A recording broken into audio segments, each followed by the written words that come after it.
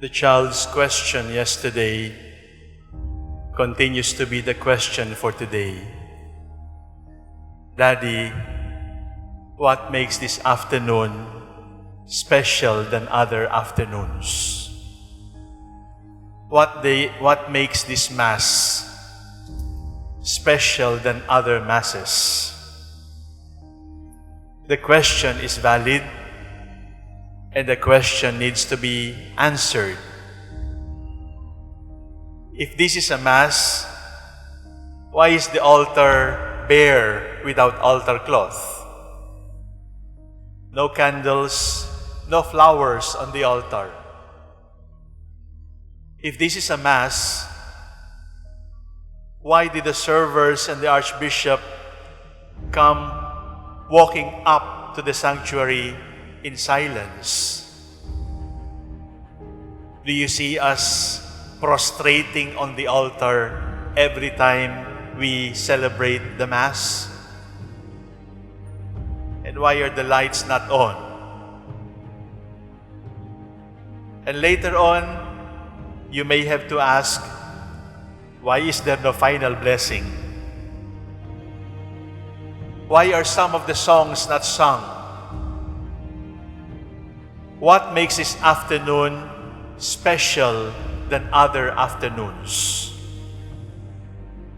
The afternoon feels gloomy. In fact, if you do not know what is going on, you might even say it is a tragedy. If the story of Jesus is a love story, and if the lover asks the beloved to stay, and the beloved runs away, isn't that tragic? If the lover says to the beloved, "You have offended me, and extend my hands to you, to touch you, let us hold hands again," and instead, the beloved holds the hands and nails it to the cross, isn't that tragic? If the lover says, "I am thirsty," and then the beloved goes to the toilet and gets the sponge that is used for cleaning after going to the toilet, and then fills it, dips it in vinegar, and then puts it into the mouth of the lover, isn't that tragic? If the lover says, "I am bleeding," and the beloved runs away and allows the lover to die in death, to bleed to death, isn't that tragic? But my dear brothers and sisters, I have been using a two-letter word, if. If it is true, then it is tragedy. But if the lover asks for help and he is not helped, and yet he continues to say, "I forgive," it is not tragedy. If the lover says, "I am bleeding, help me," and then the beloved does not help, and yet the lover says, "Into your hands I entrust my spirit," is that tragic? If the lover says, "Let us begin again, let us hold hands again," and then the beloved holds the hands and nails it to the cross, and then the lover says, "Father, forgive them, they do not know what they are doing," is that tragic? My dear brothers and sisters, if the sponge used for the toilet is dipped in vinegar and put into the mouth in order to mock the lover and say, "Come on, drink it," But the lover nevertheless says, "It is finished. My hour has come. The hour of glory has come." That is not tragic at all. In other words, if we have no faith, we would see Good Friday as a tragedy. But if you look deeply into the story of Good Friday, you will understand that what was tragic was transformed into a more beautiful love story. It is a story of love, and now it is a story of mercy. When you say, "I love you," and you are loved in return, you feel good. When you say, "I love you," and you are not loved in return, and yet you still die for your beloved, that is mercy. If yesterday was the greatest love story ever told, today is a story of mercy. It is not tragic. It is not a story of tragedy. You ask, if the Jews at the time in Jerusalem had been less indifferent and more caring, would Jesus have been killed?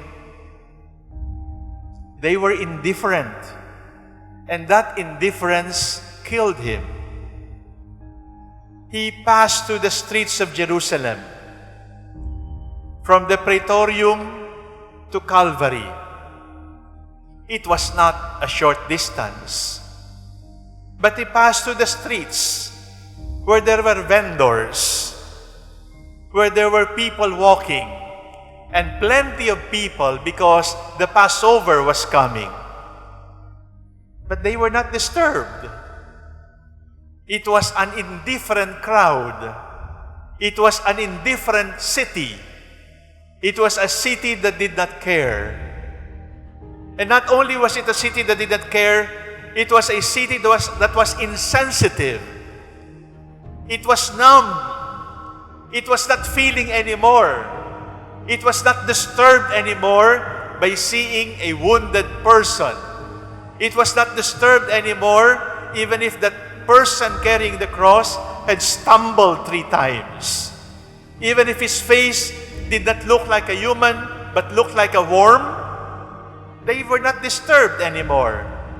In fact, they were still laughing.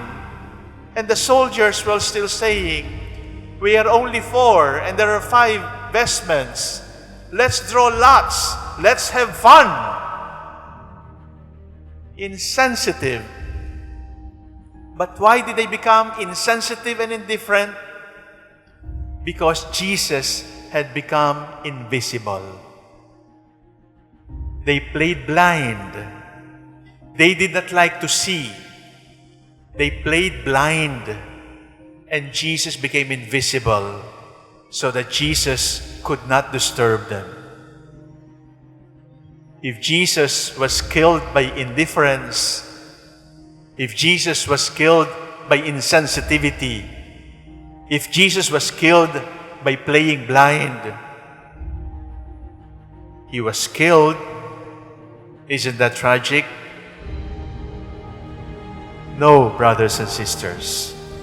According to the letter to the Hebrews, he was not killed by force. He offered his life willfully, voluntarily, with full consciousness.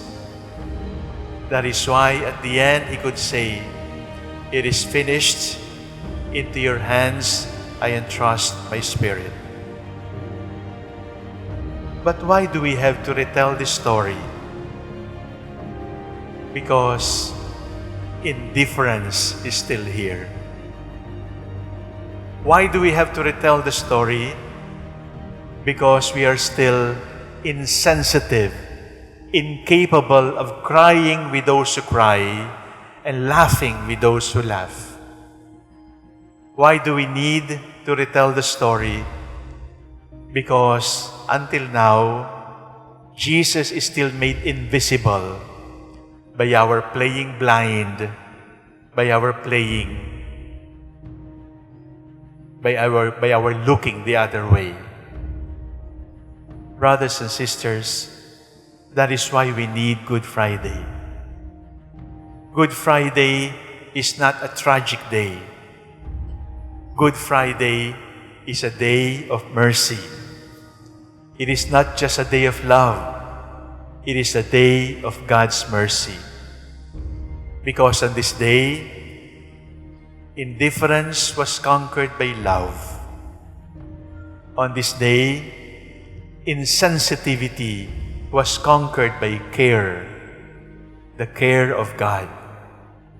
On this day, the people we have made invisible, the people we did not like to disturb our lives, God has entered into our lives so that we may see as He sees, so that we may love as He loves, so that we may cry as He cries, so that we may be as He is. Let us bow down our heads now with reverence. Let us look at the man on the cross, not with pity, but with gratitude. Let us look at the man on the cross, and to the man on the cross we say, thank you for this story of mercy, and may your story of mercy continue in my life by my life of mercy for others.